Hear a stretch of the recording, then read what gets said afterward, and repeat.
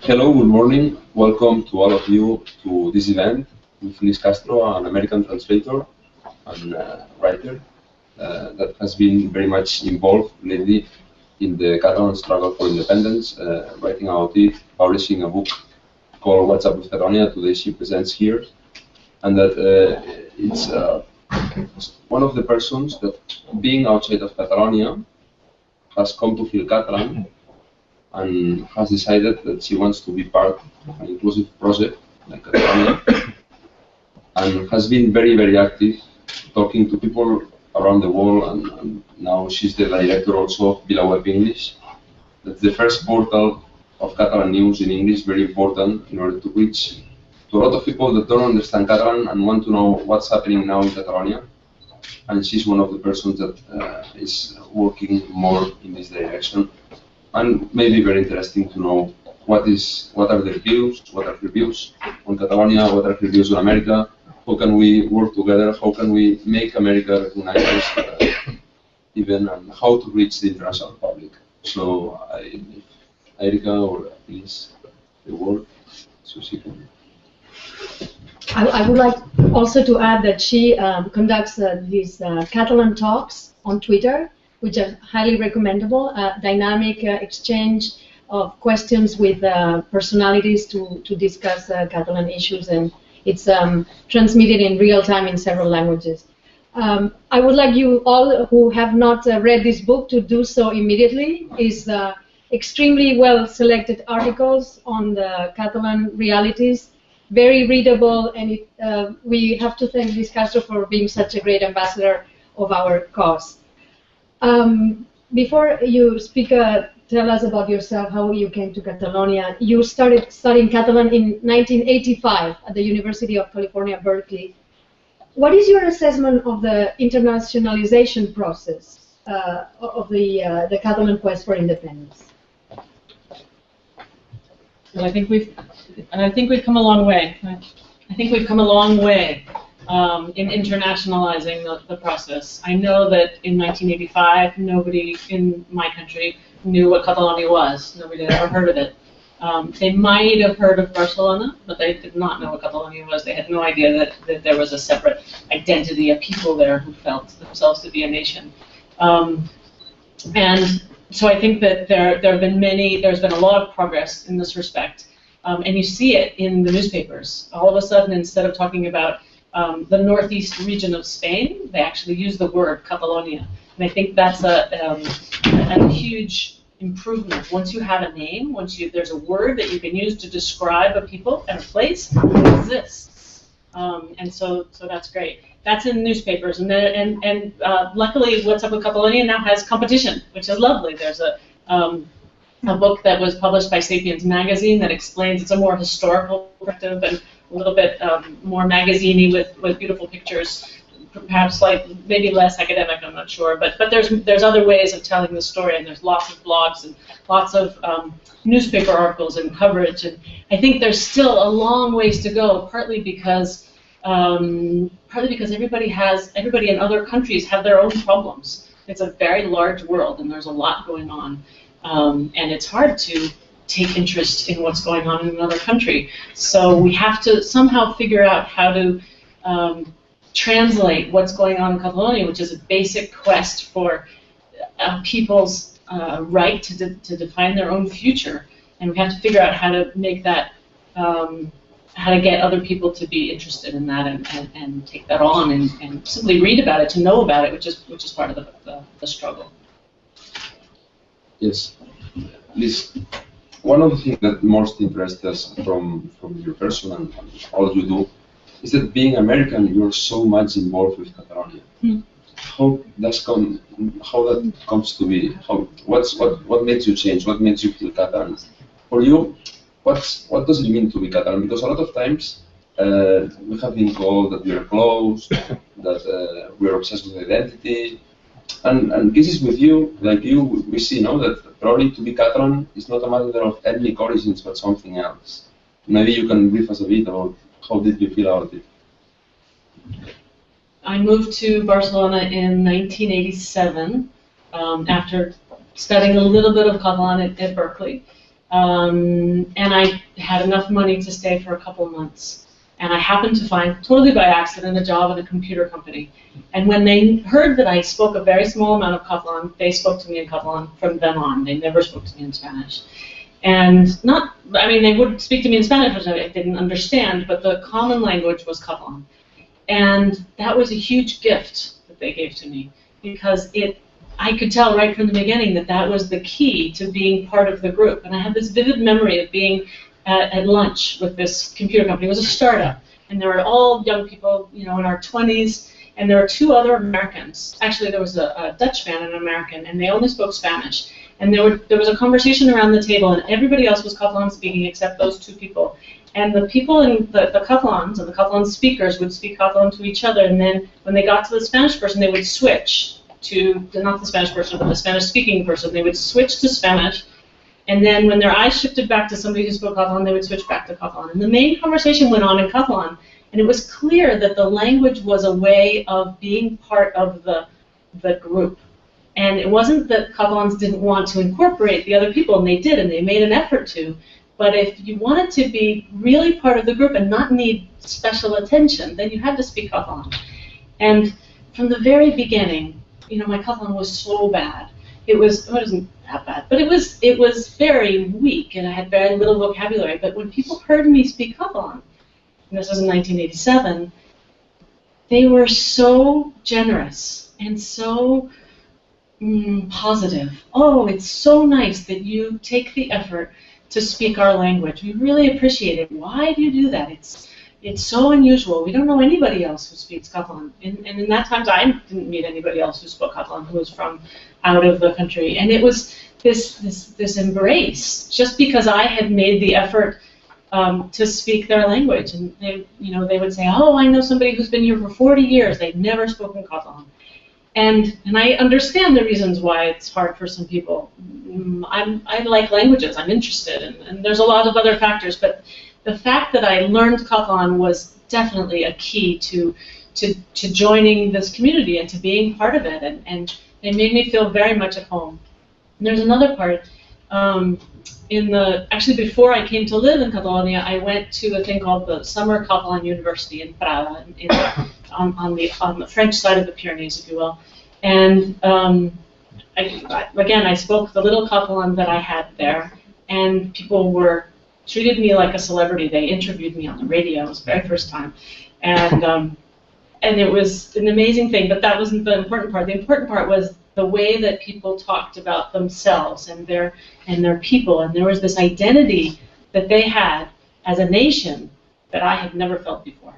In the United States, I felt very ambiguous about being for the United States. Our government has done things that I'm not very proud of, and I love the United States. I am an American, and I feel very American for many reasons, but there's a lot of things that I feel conflicted about.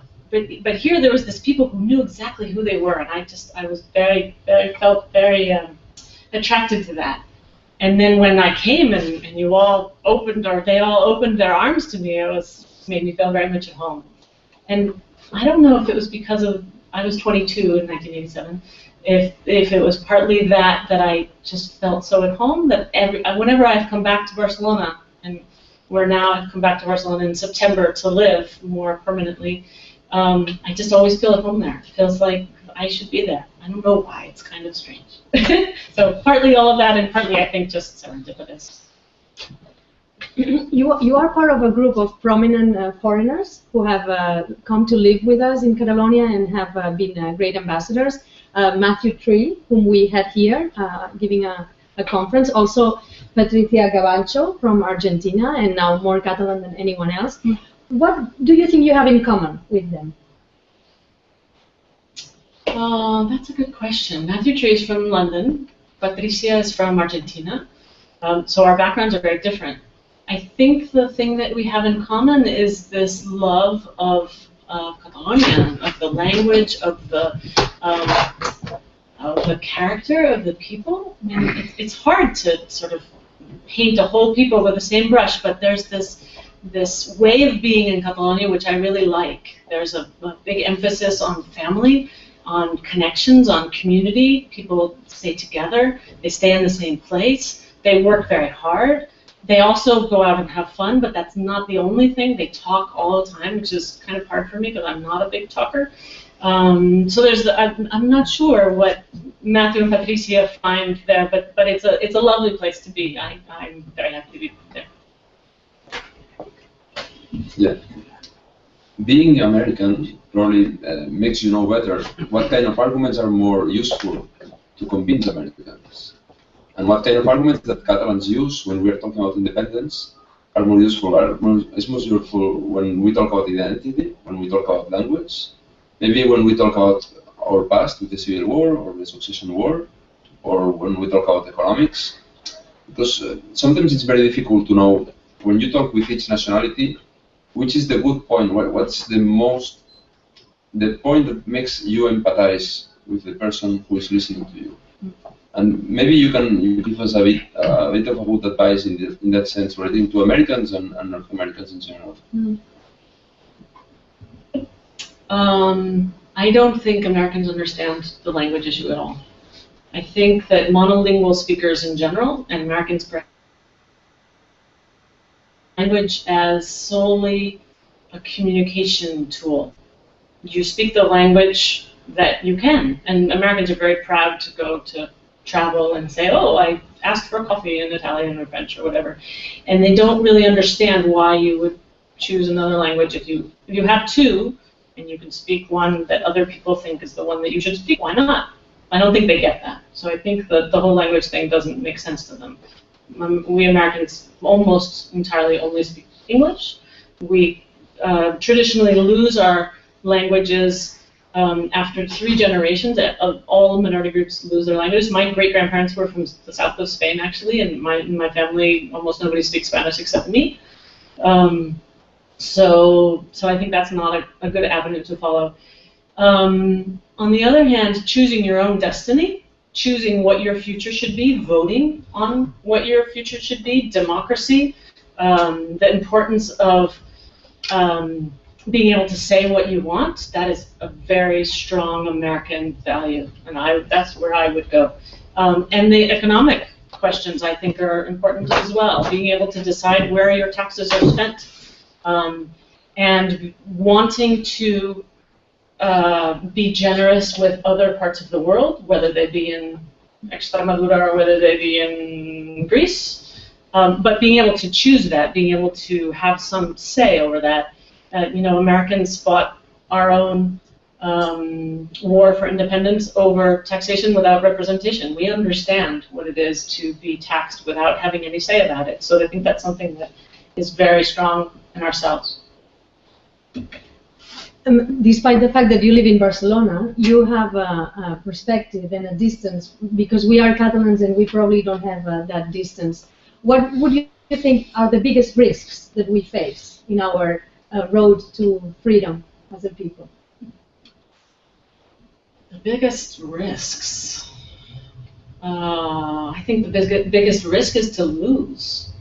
I don't know if there's a risk about choosing your own future and not having Spain tell you what to do.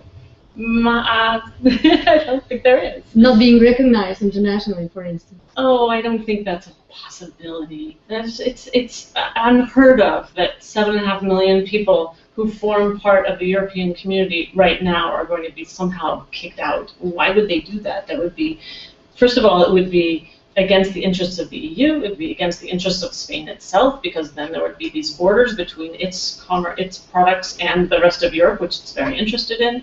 It would be against the interests of the multinationals that are right now in Catalonia, of which there are very many. It just makes no sense. The only reason that anybody is talking about whether Catalonia will be part of the EU is because they want to be fear-mongering. They want to make Catalans afraid so that they think, oh, we won't be able to be part of the EU, so we better just stay where we are.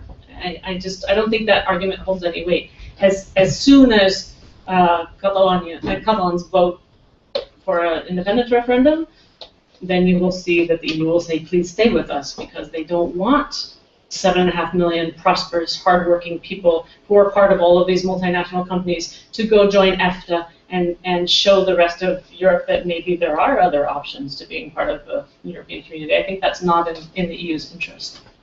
So I don't think that's a risk. Are there other risks of being your own country? I mean, look at all of the countries that have become independent from Spain so far, of which there are 20 plus. None of them have said, oops, we made a mistake. Not one. Not one. They have all gone on their merry ways, and they seem very happy. So in the same sense, you would think that America could recognize us, I guess, because it would be the same argument, no? But what can we do to reach more the American public? What can we do to reach more Washington? But not only Washington, but also America is a very, very diverse state, a very diverse nation, I would say, because it's very different. New England, no, in the Northeast, than the South, than maybe the region where you come from, California. So how can we reach more the American public in these different sensibilities that probably they have? It's true that there are many different parts of the United States, and people from the Northeast, you know, we have similar stereotypes about peoples from different areas of the United States. I think one of the most important things for gaining American recognition and even support for Catalan independence is to show that Catalans are determined to continue. Because what Americans want is stability. What Americans are interested in terms of Catalonia, is their business interests. And they want to make sure that those are not put in danger. And so if the Americans see that Catalonia is determined to go forward and there is no turning back, which is what it seems like, then they're more apt to want to recognize Catalonia sooner rather than later, so that the transition is smooth, and so that there's not instability, so that there's not insecurity about what's going to happen. And it seems that that's what's happening right now. So in terms of how to get to more Americans in different places, I just think it's very, very hard to interest America in things that are beyond its borders. We are very insular, partly because we're huge. There's almost 400 million Americans, and there's a lot going on. It's hard for me. It's true that I was born in California, but mostly I feel like I'm from the Northeast. I've lived in Massachusetts, or had lived in Massachusetts for 20 years until September. It's hard for me to keep track of what's going on in California, let alone Wisconsin or Arkansas or someplace that's sort of smaller and farther away and less media attractive. So I think that the thing that Catalans can most do is be consistent, be clear about the goal, and to insist that what we want is a democratic vote. And because that resonates with Americans. Americans understand democracy. We understand about voting. And so if that's clear, if what Catalans want is democracy, no American is going to say, what? No, they just wouldn't. I think there's ample support for that, even if it means separating from the country. Yeah, I mean, Obama said that the other day in Scotland. He said, he said he wasn't in favor of Scottish independence, but it's the people there who should decide. So he might not be in favor of Catalan independence either, or he might not want to say so. But I'm sure that he thinks that it's also the people there who should decide, and he's right. Precisely a few months ago, our Prime Minister of Spain, Mariano Rajoy, visited Obama, and there was pressure from Spain for Obama to take a stance against Catalan independence, and he didn't. Whereas on Scotland, he has given his preference for Scotland staying in the UK.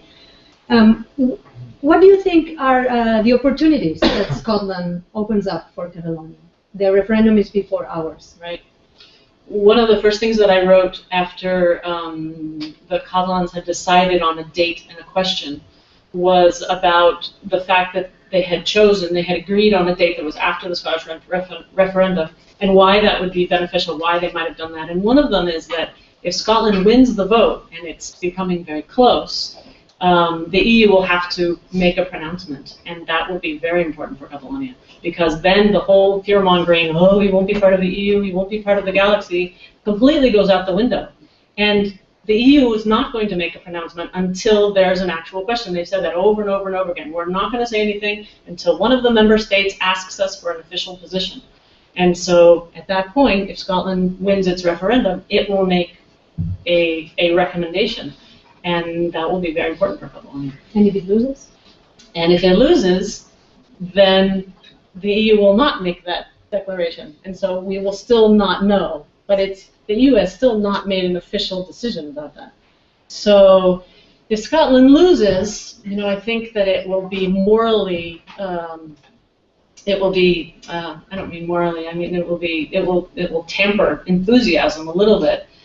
But I think Catalans will say, this isn't anything about Scotland. If they win, I think it's encouraging, because they say, oh, they can do it, we can do it. But I don't think Catalans will give up if Scotland loses at all. And I think the advantage of having the EU have to make some kind of a declaration is important. And not only the EU, but all of a sudden there are going to be all of these countries who are going to make announcements about recognizing Scotland, and they will. And so if Scotland can become independent, if Scotland can vote on its future, why not any other place? Just seems logical to me. You were saying before that Americans really appreciate determination. We're determined to go till the end, no? And you were also talking about now about Scotland on America's request. But what if we cannot do the referendum? What if we don't make it to the 9th of November? What if Spain forbids the referendum or suspends the autonomy of Catalonia, or tries to inhabilitate President Mas as president? Is America going to side with us? Is America going to say, okay, that's wrong, it's wrong to forbid people to vote? Or it's just going to stay passive and look it from the outside? Because Spain is a big country inside of the world, and I guess that a good partner for the United States. So what do you think it may be the position of the United States? And also, they forbid the referendum. Okay, is it better to go and do it unauthorized, or to try to make a Catalan election that becomes plebiscite? Those are difficult questions. I am not part of the U.S. government, and I have no contacts with the U.S. government, so I have no idea what the U.S. government would do if Spain did something crazy and violent or not violent. I would like to think that the U.S. government will support democracy and will support the Catalans having a vote. I would like to think that. I'm not so sure that they will. However, I'm also not so sure that Spain would be stupid enough to do something like you suggest. There are a number of scenarios that might happen before the referendum, or around the referendum. A lot of people ask, will the referendum really happen on November 9th? Will we really have a vote? Will there be ballot boxes? Will there be a census, a record, so of a list of people to be able to go vote? And who's going to make that list? And how is that going to happen? And if the Spanish government says you can't have a vote, what are they going to do to stop the Catalan people? Are they really willing to go and arrest President Mas? And would that go unanswered by the Catalan people? The Catalan people have already shown themselves willing to organize in incredible ways, and very peacefully and very joyfully out on the streets in the millions. So what I think would happen if there was some kind of belligerent, whether it be violent or no, action of the Spanish government, I think all of Catalonia would be out on the street for as long as it took. And they would say, no, we're going to vote. We're going to vote now. And you're talking about 20% of the economy that would be insisting on there being a democratic vote. I don't think that Spain or the United States could stand by and not pay attention to that. And I think, and I hope, that the international community, that would catch the attention of the international community, and it would be very hard-pressed to say, no, those people can't vote. That's outrageous. I can't see how they would do that. So I think that there would be pressure to the Spanish government to allow a vote. And I think that what Erica said about Obama not wanting to position himself about Catalan independence, or about even the question that he was asked was actually about Catalan and Scottish independence. He didn't want to say anything. I think the fact that Sarkozy has generally resisted making any comments about it, even when given the chance. I mean, Rajoy and the Spanish government have asked repeatedly European leaders to come out against Catalan independence, and none of them have. In fact, a number of countries have come out in favor of Catalans being able to vote, and I forget, I always confuse Lithuania and Latvia.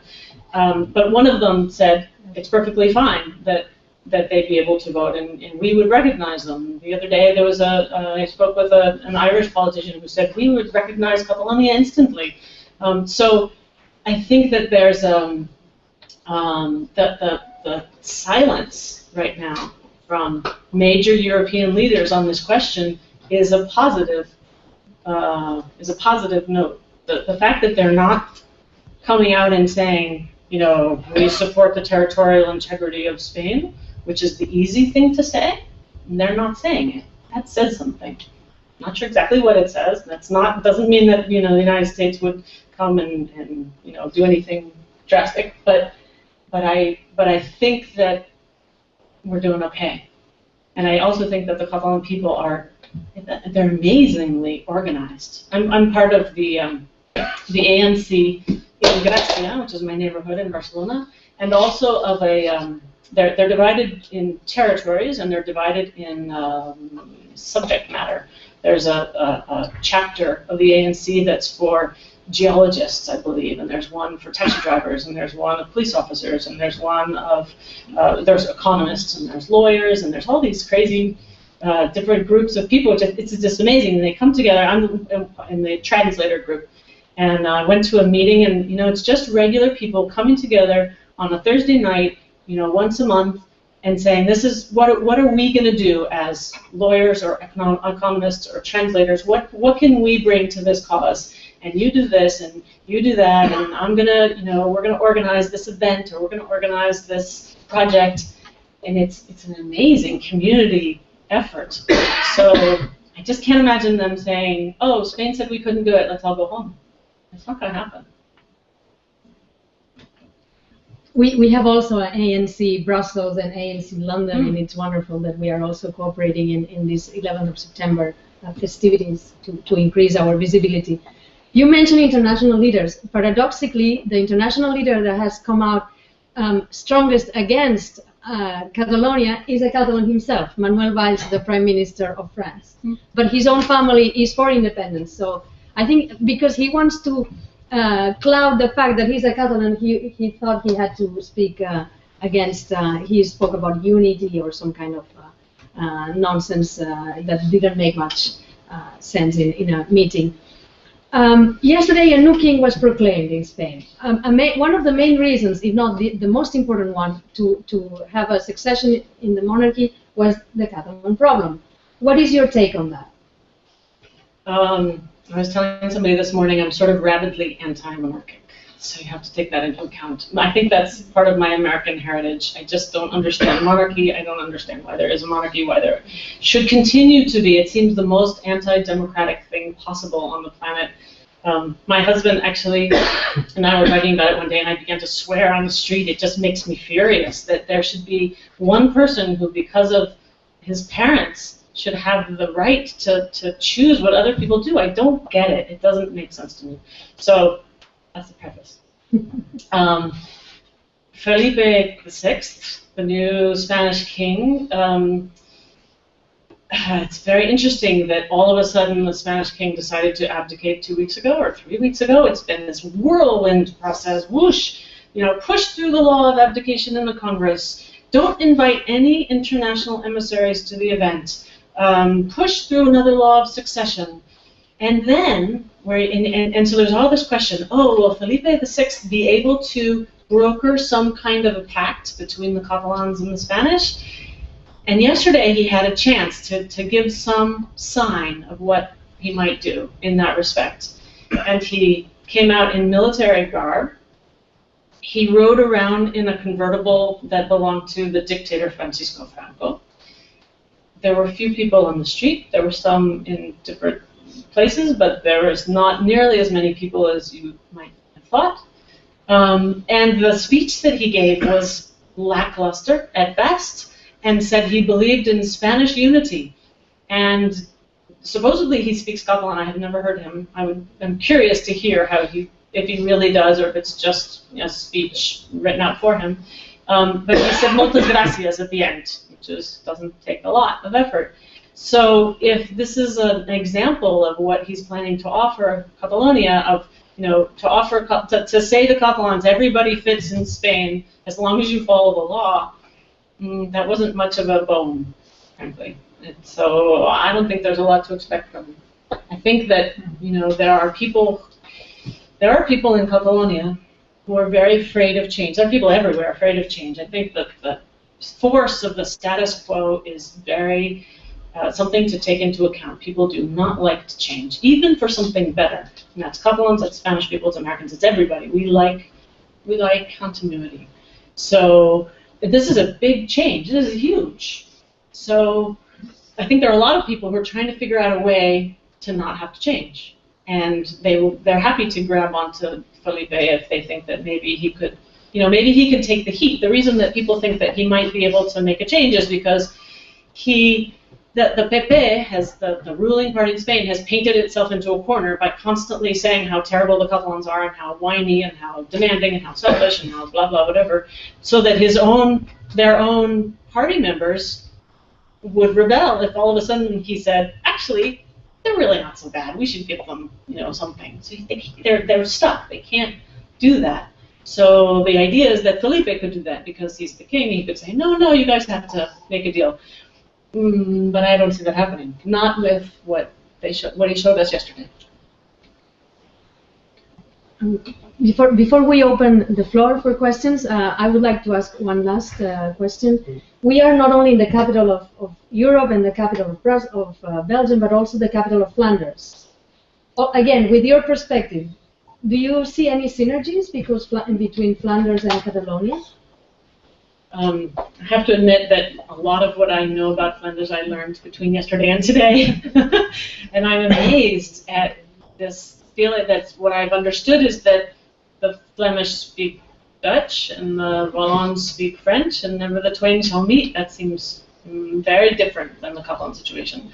Catalans, in my experience, have always spoken Spanish to people who they were conversing with, if that were necessary.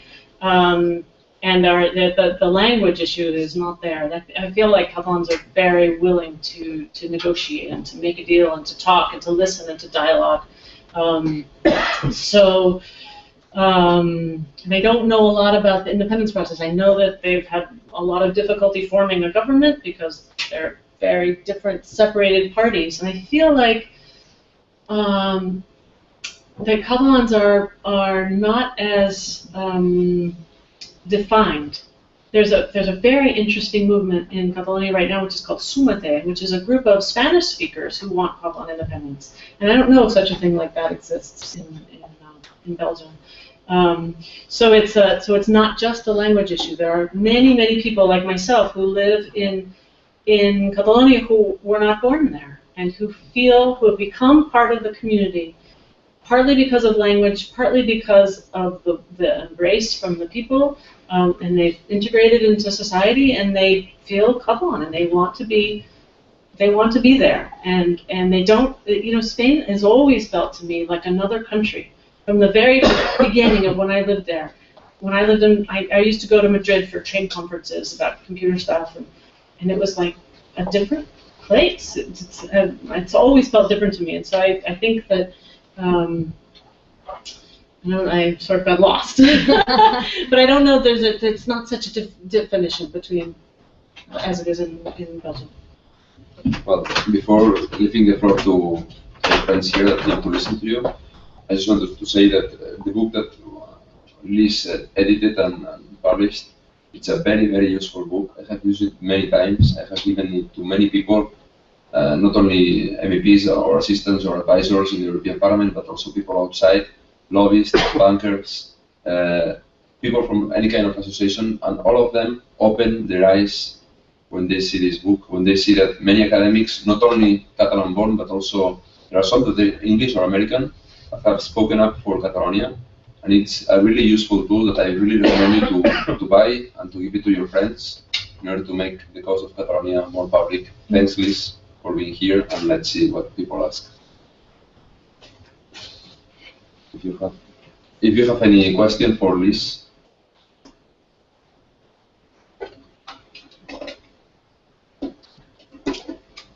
Yes.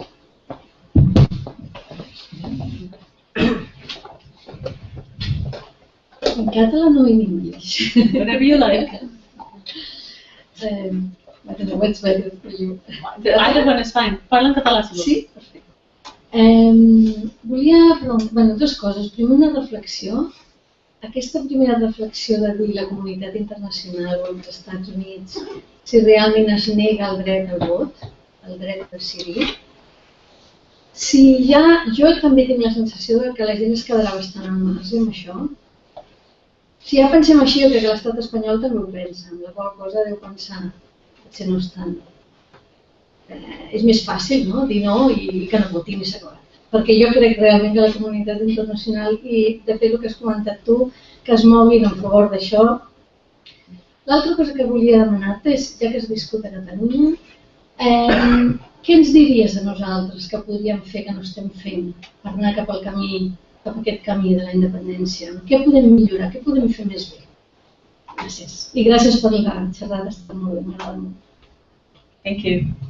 I'll just translate the questions into English, just to, if I can. First, the question about whether the international community would do something actively to support Catalonia's right to vote, and the fact that probably it's easier for them to stay on the sidelines. And what can the Catalan community do to continue this struggle? What do I see that Catalans can do to win this fight? I think you're doing amazing things. I'm so impressed. I really am. The organization and the demonstrations and the millions of people that come out on the street and the talking to people and the conferences and the videos and all of the social networks, the Facebook and the Twitter and the constant trying to raise awareness, the Change.org, what are those called, petitions, trying to get, and you know, there was a group of people, there were these 4 people who went across the United States, actually with my book, bringing it to state capitals and talking to people along the way. There's just one initiative after another. The Catalan Way, you know, 1.6 million people holding hands over 250 miles, an incredible achievement. The castles last weekend. It just goes on and on. And the summer will be filled with things that kind of say, hey, we're here, we want to be recognized, we are people, pay attention to us. I think all those things are really important. If I was going to say, what else should you do? I would say, this is what I would love. The one thing that makes me a little bit nervous is the infighting and the division, the political divisions, this party did this thing to me 5 years ago, and so we're not going to agree with them, we're not going to stand with them on this issue. The kind of holding on to bad blood from a long time ago. I think that this issue is so important, it's so fundamental that we have to set aside some of those very important differences that, after independence, we've got plenty of time to argue about how social services should be distributed and all of these other things. There's plenty of time for that. Right now, I think those discussions have to be put on hold because Catalans have to come together to say we want independence and to vote. And I think that's primordial. I think that has to come first, and I think that's really, really hard. And in a big way, a lot of that is happening. I mean, look at the agreement on the date and the question, from the CUP to Union, all came together and got photographed together and signed the paper that said we agree. That was a huge advance. That was big progress. So I think that's great, and they have to do that more. Anybody else have a question? If you were to talk to a Spanish person,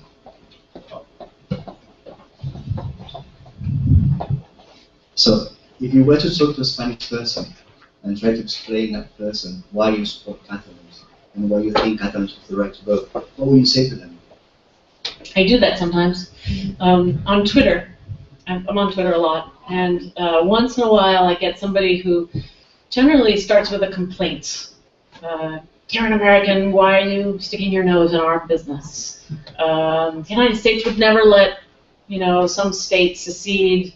You didn't let Texas have a vote. I don't know, more of this. Why do they make Spanish kids learn Catalan in the schools? And I really like engaging these people in conversation. Not the ones who insult; those ones I sort of ignore. But the ones who even if their form isn't perfect, obviously have a concern and a question about it. And I do talk to them, and I try to explain that just like they have an idea about their country and freedom and deciding what they want to do, Catalans have their own identity. And they don't necessarily feel Spanish. They don't necessarily want to be part of Spain. And, we used to homeschool our children and my family. And I remember talking to parents who sent their kids to school about our choice, and it often felt to them like a rejection. And I think that Spanish people feel rejected sometimes. They feel like Catalans wanting their own country is somehow saying that Spain is bad. And I think part of what I would try to explain to a Spanish person about Catalonia is that it's not a rejection of Spain. It's just that Catalans are their own people, and it doesn't mean that they hate Spain or Spaniards. They don't.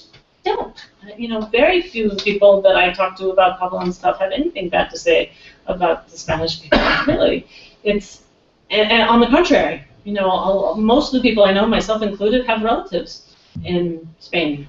There's a lot of synergy. There's a lot of good feeling. So how do you?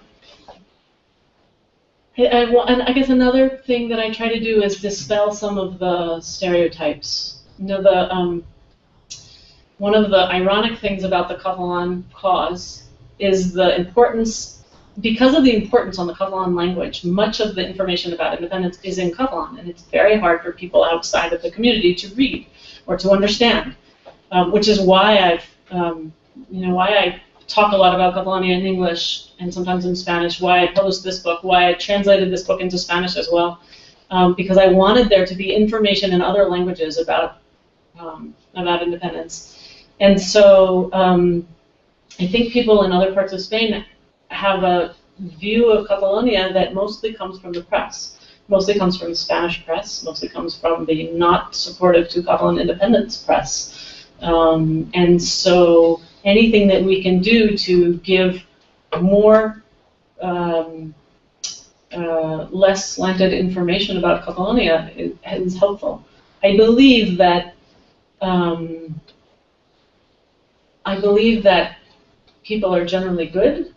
I believe that people in Spain could understand if they had more information. That it's sold to them as the Catalans are selfish, the Catalans are this, the Catalans are that, all these kind of crazy things. So I think a lot of it is needing more information. So that's what I try to do.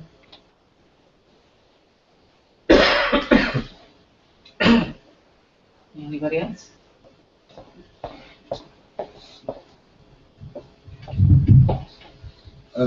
Don't you think there has been a fundamental difference in behavior between the British government and the Spanish government? I have the feeling that the British government has done whatever it could to try and favor a negative outcome to the referendum, but they have done so in a very clever way.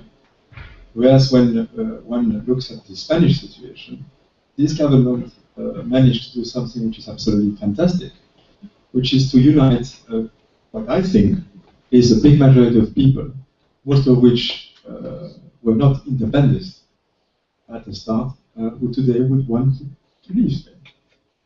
Not because they are against Spain, not because they are against the other Spanish communities. I think you are absolutely right there. But simply because that government has done something which is hurting people. And this arrogant behavior has led to this situation. I just wanted to have your opinion on this. Thank you. Absolutely. The Spanish government has, well, the British government has been very clever. I think they thought that they still think that they will win, and they thought that they would win when they agreed to the referendum.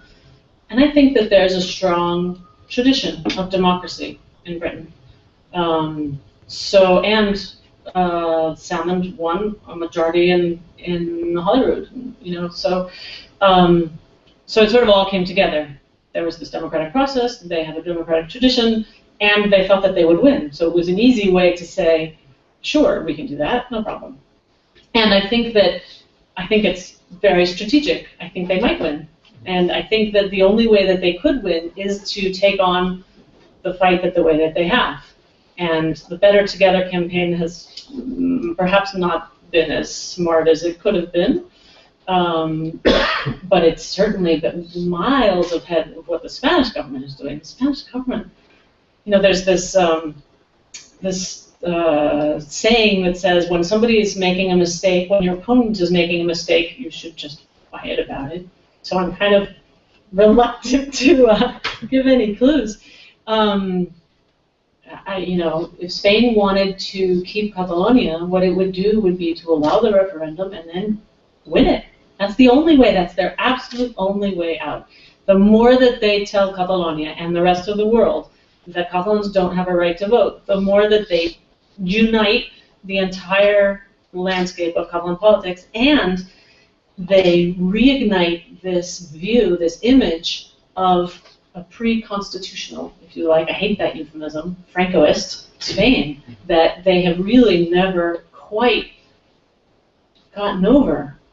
A lot of the same people in power are the same people who were in power then. The transition didn't quite manage to do all that it needs still to have done. There's rampant corruption. So for the Spanish government to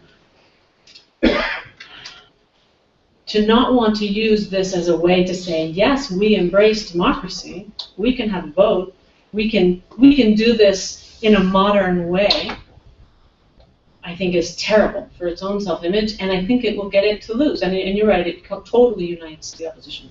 So and yesterday, it's just unfathomable why they would not have. Don't they have anybody, advising them? They don't have community managers. Don't they know what they're doing? But anyway, mostly I think we should be quiet about it. Let them go on and do what they're doing, because it certainly benefits Catalan.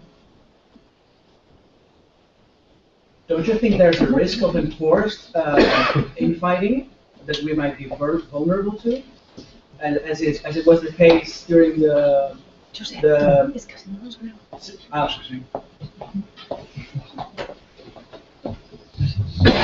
Don't you think there's a risk of enforced infighting, as was the case in front of Solidaritat Catalana in the beginning of the 20th century, that they might convert an issue that is genuinely political into a public order issue, and then not suspend straightforward our autonomy, but intervene in it through indirect means, like it has been commented recently with the Canvia's case.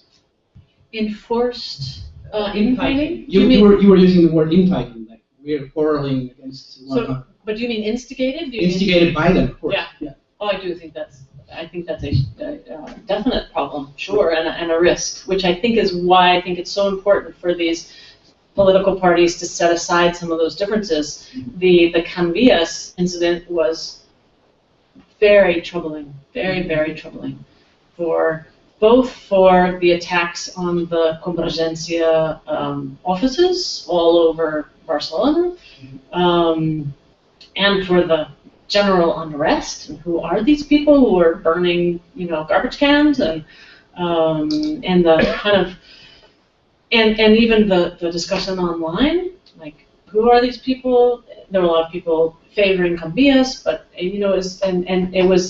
it definitely felt like for a long time there has been this worry that there would be some instigators, there would be some people sent to try to separate people. Mm-hmm. And here it was. It seemed very clear to me, because it's hard for me to imagine that the same people who run this community center were then, burning cars. I just can't. I don't think it was the same people. It doesn't. So they're very complicated issues. There's a lot of things to keep in mind, of all of the different, things that need to be changed in Catalonia. There are things that don't work. There are, and I certainly don't have all the answers, and thank goodness I'm not a politician. But for me, Catalonia can't solve those problems until it has the authority and the autonomy to do so, and right now it doesn't. Partly because of the economic issue, where so much of its money gets siphoned off, and so it doesn't have the resources that it might need to solve some of those problems. So I think, for me, independence needs to be tackled first, and since it's not instant, we need to keep working on some of the other problems at the same time, and keep a vigilant eye about who's coming in and doing graffiti and burning garbage cans. It would be really good to know who those people are, and be very careful about supporting or not supporting them. Can you explain what is Cambias, sure. Cambias is it's a collective of community groups in an not abandoned, but in a warehouse in the Sants neighborhood of Barcelona, occupied by this collective. And about 3 weeks ago, maybe a month now, time goes by so quickly, the Barcelona City Hall, who had negotiated with that group, cut off negotiations and decided to evict them, and began to destroy the building. And people were up in arms, because I guess these collectives have done a lot of important community projects in that neighborhood. And so then there was this discussion online. I still don't have all the answers. I'm not familiar with the group myself. I've never been there, so I don't know them firsthand. So I'm reticent about offering a lot of opinion about who they are, if they're right or if they're wrong. But what's clear is that there are very complicated issues about whether they have a right to occupy this building that belongs to the Transport Authority, which is part of the Barcelona city government, whether the activity that they do compensates the fact that they sort of work outside government regulations, whether the city has done enough to make available community centers for its young people, what the response from the police should be and has been, and some of the police actions were completely disproportionate to what was going on, which could well have exacerbated the issue. Is very complicated, but the fact that for 4 or 5 nights there was rioting, and lots of garbage cans were burnt, and it was frightening. We need to be alert to not overreacting. I think the police actually acted pretty badly. Yeah.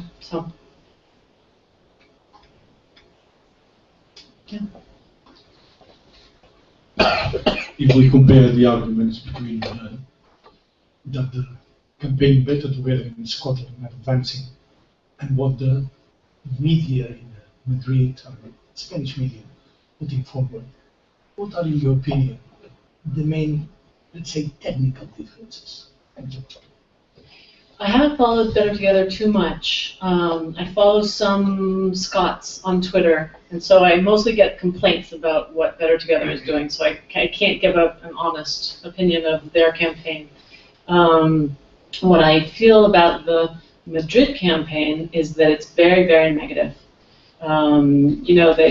It seems like they can't think of more negative things to say. The Minister of Foreign Affairs actually said that Catalonia would be out in outer space if it should become independent. And it seems like each person wants to say some more terrible thing, and you can't imagine what they would think of next. What will happen? We will disappear from the earth? We will... And it seems incredible. They don't have a lot of credibility. And since they're not engaging, they don't have a Better Together plan. They have a you will, be terrible without us plan. And once in a while, during I think it was the 2012 elections, there was this video that went around that was Spanish people saying how much they loved Catalonia. We love Catalonia because this, because that. And it just felt like, if you loved Catalonia, you wouldn't tell me so much about it. Actions, not words. So it doesn't feel to me so on the one hand, it seems very, very negative, except for this, and that was an election campaign. It wasn't specifically the Madrid thing. I don't know if it was a PB video, maybe. And it doesn't feel real. It doesn't. It's interesting. The argument of Spain, the way I understand it, is that Catalonia is part of Spain. Period. End of story. But they don't generally speak of Catalans as being Spanish. They speak of them as being Catalans. They call Catalans Catalans. They don't. And so there's this division. You guys, you people, and there's all of these kind of negative stereotypes, and there's lots of, they don't, if I were, again, I'm not sure I want to give lots of advice to the Spanish, but if I were Spanish and I wanted Catalonia to stay, when there was a fascist demonstration in Barcelona, I would say something about it. I would say, who are those people? They don't represent me.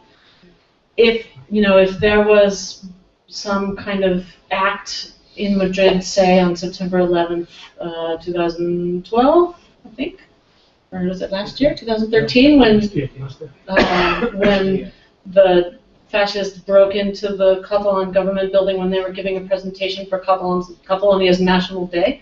If I was Mariano Rajoy, I would get up and I would make a very long speech and I would say, we are going to prosecute those people and they will not be allowed to ever do that again.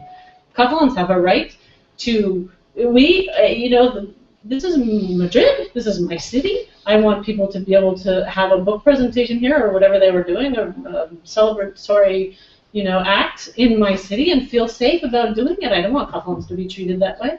That did not happen. Those people who broke into that event were released, I believe, the next day, if they were even arrested that soon. And I don't think that they've been charged. I mean, I don't know that they even paid any fines at all. They came in and they were terrible, like people throwing smoke bombs. And nobody said anything. So if it were me, I would make sure that didn't happen. That would be, a start.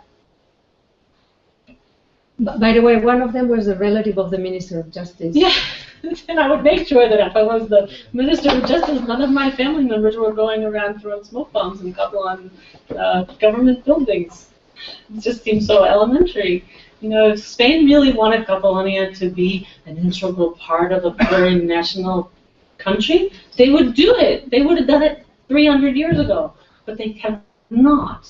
They have not. They have continually said, those Catalans, I think it's 3% of Catalans have been ministers in the Spanish government.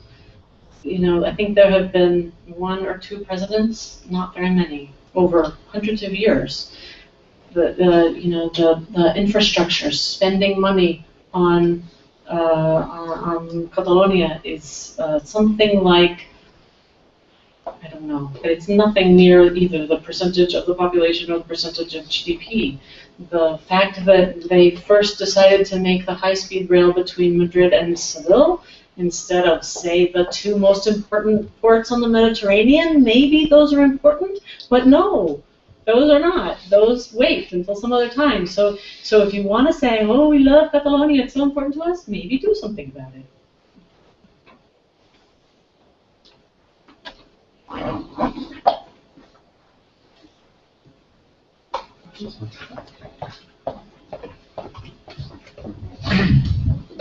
Just for the sake of the debate, to take up on what you were saying, wouldn't it be wise to try and develop a speech by which Catalan people would say that they are ready to take the responsibilities to, as an independent state, to contribute to the European wealth?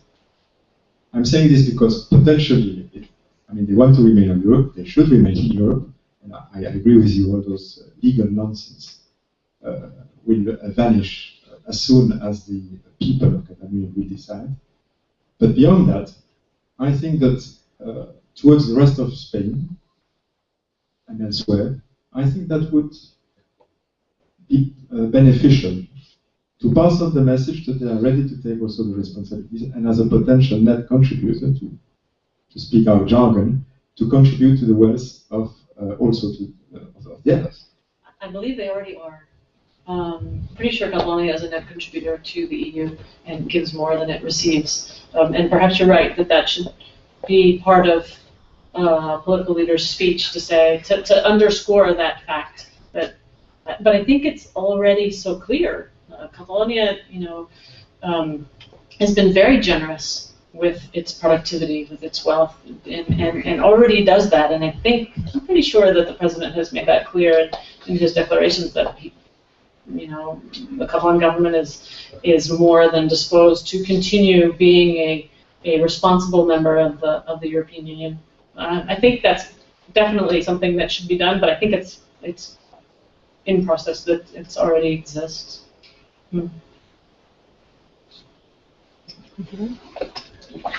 Thank you very much, Liz, for this injection of morale, because with this long process, we sometimes get a bit discouraged. I invite all of you to sign up for Sign on Vote, the campaign Sign on Vote, so we can vote in November. Anish, would you like to say something? No, just what I said. I really recommend the book of Liz. I think it's very useful to talk with people from outside of Catalonia, to explain the situation, to be very accurate about Catalonia, because it talks about economics, immigration, language, identity. It talks about many issues with very professional people and academics. And I think we should take advantage of this opportunity that we have to make people outside of Catalonia realize that what we are trying to do is something that is peaceful, democratic, and we just want to decide our own destiny. So, thanks, Liz.